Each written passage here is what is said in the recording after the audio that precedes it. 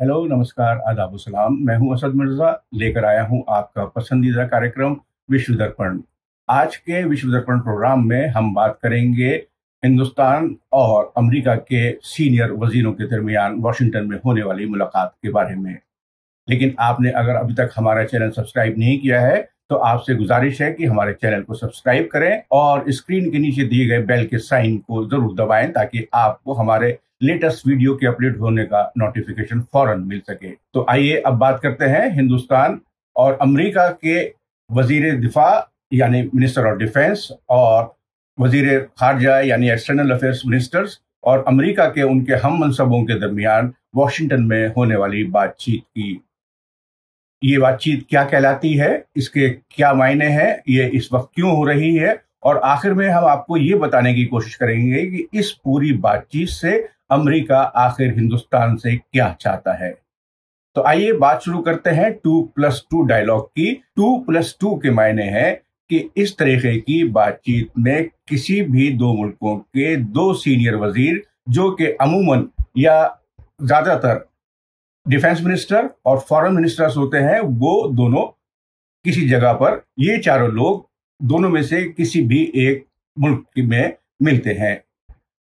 हिंदुस्तान और अमेरिका के दरमियान 2+2 डायलॉग की शुरुआत 2018 में हुई थी और ये चौथी मर्तबा है कि जब हिंदुस्तान और अमेरिका के वजीर खारजा और वजीर दिफा मिल रहे हैं। इससे पहले ये डायलॉग सन 2020 में दिल्ली में हुआ था और सन 2021 में इसको वर्चुअली किया गया था। तो आइए अब बात करते हैं वॉशिंगटन अमेरिका में जारी इस 2+ डायलॉग की। भारत की तरफ से भारतीय वजीर दिफा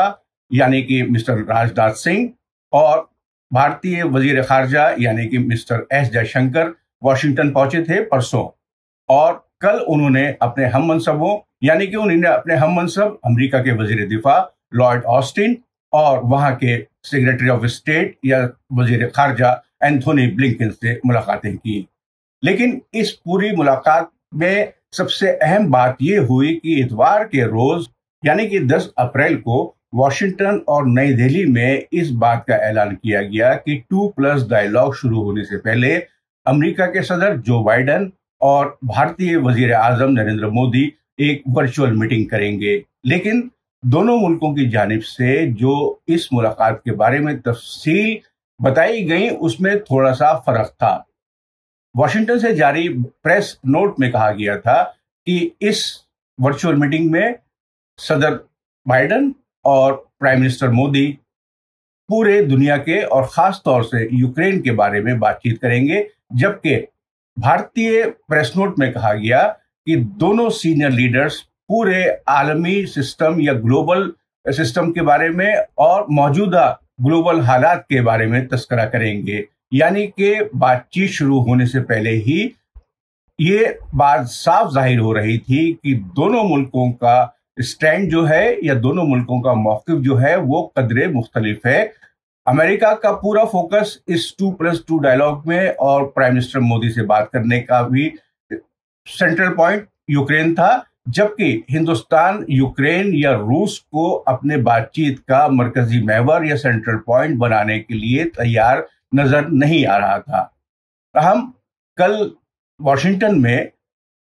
मिस्टर राजनाथ सिंह की और लॉर्ड ऑस्टिन की और एस जयशंकर की और एंथोनी ब्लिंकन की मुख्तलिफ मुलाकातों में इन बातों पर जोर दिया गया कि दोनों मुल्कों के दरमियान ताल्लुकात को मजीद बेहतर करने के बहुत सारे मौके या रास्ते मौजूद हैं,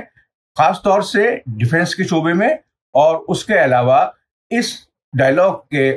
खत्म होने के बाद जो मुआहिदा साइन होगा उसमें स्पेस यानी खला और मैरीटाइम यानी कि समुद्र के ताल्लुक से कुछ मुआहिदे साइन हो सकते हैं। लेकिन ज्यादा तवक्को नहीं है कि इनमें से कोई भी मुआहिदा बायलैटरल रिलेशनशिप को बेहतर करने के लिए कामगर साबित होगा। जबकि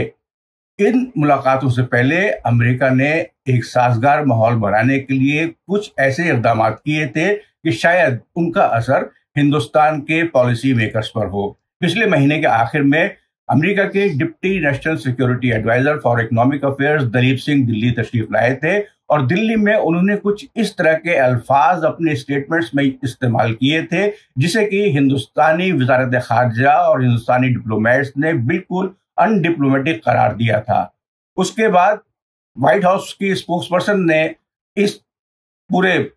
ایپیسوڈ کو تھوڑا سا نرم کرنے کے لیے کہا کہ دلیپ سنگھ کے الفاظ کا وہ معنی نہیں تھے جو کہ انڈین میڈیا نے نکالے، لیکن یہ جو چوٹ دونوں ملکوں کے تعلقات پر پہنچنی تھی وہ پہنچ چکی تھی۔ اس کے بعد ابھی پچھلے ہفتے ہی 6 اپریل کو U S deputy secretary of state Wendy Sharma نے صاف طور پر کہا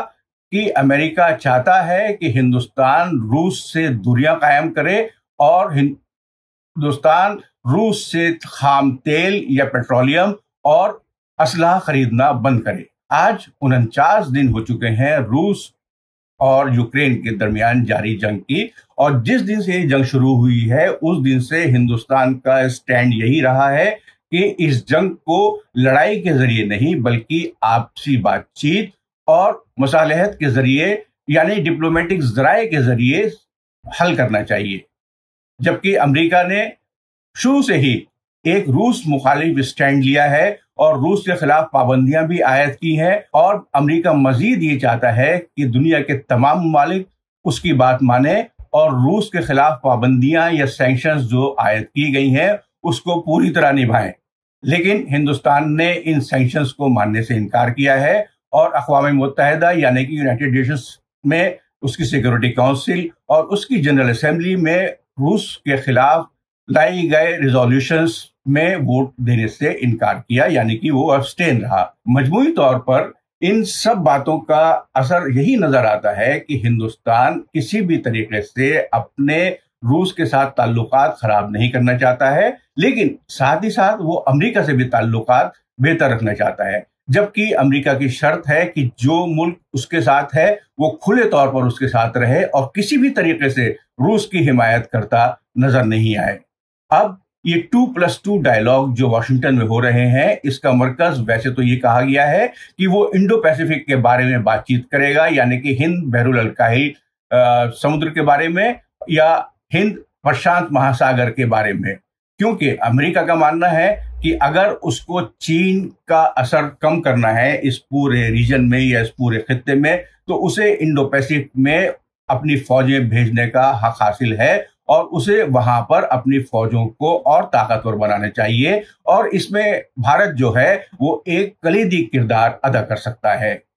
لیکن بھارت نہ چاہتے ہوئے بھی اس کا ایک حصہ بنا، لیکن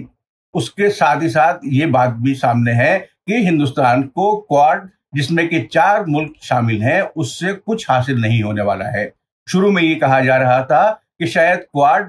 ایشین ناٹو ہے، لیکن کوارڈ کے جو اصل اغراض و مقاصد طے کیے گئے ہیں اس میں کہیں پہ بھی یہ ذکر نہیں آتا ہے کہ امریکہ کوارڈ میں شامل ملکوں کو اسلحہ آسان شرطوں کے اوپر مہیا کرائے گا، بلکہ اس کا کہنا ہے کہ امریکی دفاع کے لیے ان 4 ملکوں کو امریکہ سے اسلحہ یا آرمامنٹس خریدنے پڑیں گے جو کہ ہندوستان کو کسی بھی طریقے سے قبول نہیں ہے۔ تاہم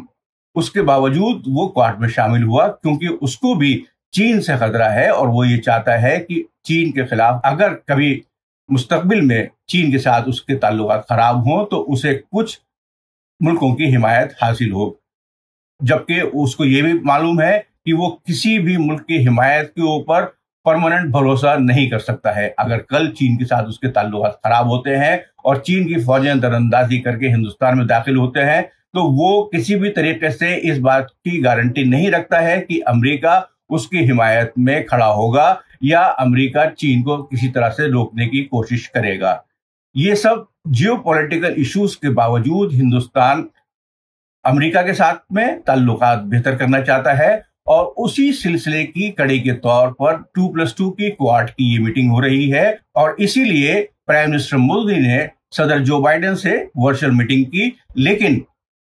اپنی میٹنگ میں مسٹر مودی نے اور وزیر خارجہ ایس جے شنکر نے بھی اپنی میٹنگز کے دوران بھی اور اس کے بعد ہونے والی پریس کانفرنس میں بھی ہندوستان کا موقف بہت واضح کر دیا ہے کہ ہندوستان روس سے پیٹرول خریدنا بند نہیں کرے گا، کیونکہ ہندوستان کا موقف یہ ہے کہ ہندوستان रूस से जितना तेल एक महीने में खरीदता है उससे ज्यादा तेल यूरोपीय ममालिक और अमेरिका सिर्फ एक दिन में रूस से खरीद रहे हैं अभी भी, जबकि जंग जारी है। और वो दूसरे मुल्कों से कह रहे हैं कि वो रूस से पेट्रोल ना खरीदें या रूस से असला ना खरीदें और रूस के खिलाफ सैंक्शंस के ऊपर पूरी तौर पर अमल दरामद करें। आखिर में एक मामला ये भी आता है कि हिंदुस्तान ये चाहता है कि अमेरिका उसे आर्म्स एंड आर्मामेंट्स यानी कि दिफाई असलहा बेचने के लिए तैयार हो, लेकिन अपने ही बनाए गए मुख्तलिफ रूल्स की वजह से अमेरिका ऐसा नहीं कर सकता है। और इसी वजह से गुज़िश्ता 70 सालों से हिंदुस्तान का इन्हिसार अपनी दिफाई कैपेसिटी बढ़ाने के लिए रूस के ऊपर बढ़ता चला गया है। और इस वक्त उसे रूस से सस्ते दामों पर हथियार भी मिलते हैं और उनके रिप्लेसमेंट भी मिलते हैं और स्पेयर पार्ट्स भी मिलते हैं, जबकि अगर यही हथियार अमेरिका से खरीदे जाते हैं तो उनके स्पेयर पार्ट्स काफी महंगे दामों पर अमेरिका दूसरे मुल्कों को बेचता है। इसी वजह से हिंदुस्तानी मिलिट्री, नेवी, एयरफोर्स इनका ज्यादा इन्हिसार रूस के बनाए गए आर्मामेंट्स के ऊपर हो रहा है। और गुज़िश्ता पिछले 2-3 सालों में जो दिफाई सौदे अमेरिका के साथ भारत ने किए हैं उन पर भी अभी तक कोई कंक्रीट या प्रैक्टिकल एक्शन नहीं लिया गया है। इनमें शामिल है एक लार्ज एयरक्राफ्ट जो कि इंडियन नेवी के इस्तेमाल में लाया जा सकता है और इस सौदे की कुल मालियत जो है वो $190 मिलियन के करीब है। इसके अलावा $18 बिलियन का एक दूसरा सौदा भी अभी पाइपलाइन में है, लेकिन अभी तक इनके ऊपर कोई फाइनल फैसला नहीं किया जा सका है। डिफेंस जराये का कहना है कि हो सकता है इस 2+2 मीटिंग के आखिर में अमेरिका हिंदुस्तान को FA-18 जंगी तैयारे बेचने के लिए बात करे और साथ ही साथ वो लेटेस्ट MQ-9B ड्रोन भी हिंदुस्तान को मुहैया कराने की बात करे। लेकिन इससे पहले ही हिंदुस्तान ने अमेरिका में बनाए गए प्रेडेटर ड्रोन को खरीदने से इनकार कर दिया था, क्योंकि उसका कहना था कि ये ड्रोन काफी महंगे दामों पर अमेरिका भेज रहा है।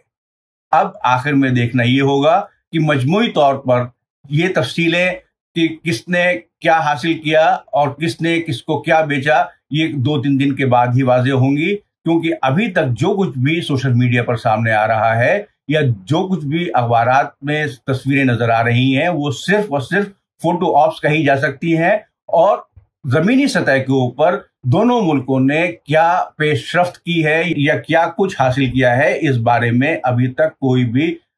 कंक्रीट इंफॉर्मेशन हमारे सामने नहीं आई है।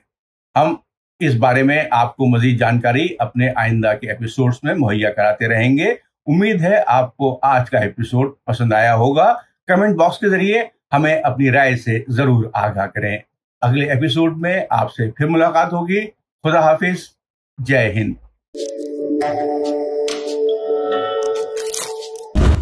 मीडिया स्टार वर्ल्ड के और वीडियो देखने के लिए हमारे चैनल को सब्सक्राइब करें और सीधे नोटिफिकेशन पाने के लिए बेल आइकन दबाएं।